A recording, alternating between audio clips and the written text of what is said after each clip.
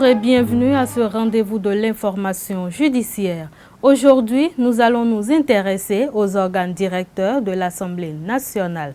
En effet, selon l'article 15 du règlement intérieur de l'Assemblée nationale, le président de l'Assemblée nationale est élu au scrutin uninominal, secret et à la tribune. Aux deux premiers tours du scrutin, la majorité absolue des suffrages est requise.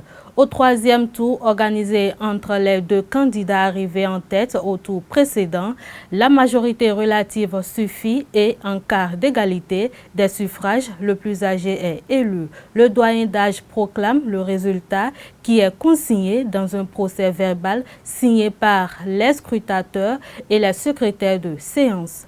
Élection des autres membres du bureau. Les autres membres du bureau sont élus poste par poste dans les mêmes conditions au cours de la même séance.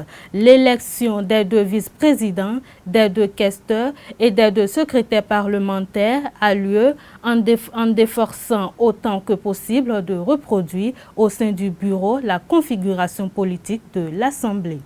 La proclamation et la communication des résultats.